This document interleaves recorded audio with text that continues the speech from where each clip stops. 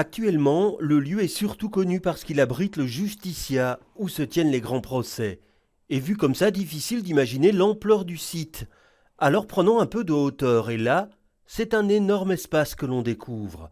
L'ancien siège de l'OTAN et le quartier général de la Défense, appelé à devenir une nouvelle zone d'habitation. C'est un endroit qui peut accueillir jusqu'à 3000 habitants dans le futur et qui est très large en fait, puisqu'on a effectivement toute cette zone qui fait près de 200 hectares au total sur lesquels il peut y avoir un nouveau redéploiement de site. Ce n'est pas uniquement pour accueillir des nouveaux habitants, mais c'est pour créer vraiment un quartier avec toutes ses fonctionnalités, avec aussi des équipements scolaires, des crèches, du commerce, des espaces verts. Le plan d'aménagement directeur fixe les affectations futures. La portion située en Flandre est vouée aux activités économiques. La Défense continuera à occuper une partie du terrain, mais beaucoup plus petite qu'aujourd'hui. La région bruxelloise, quant à elle, accueillera le nouveau quartier d'habitation. L'aménagement d'un parc paysager est également prévu à l'arrière, sur une parcelle de 45 hectares. Voilà pour les lignes de force du projet.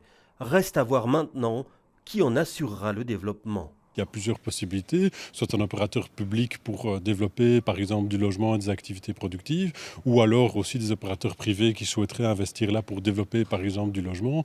Donc voilà, à ce stade c'est un petit peu tôt pour identifier concrètement comment ça va être réalisé. L'urbanisation ne débutera pas en effet avant 2030 et s'étendra sur plusieurs années.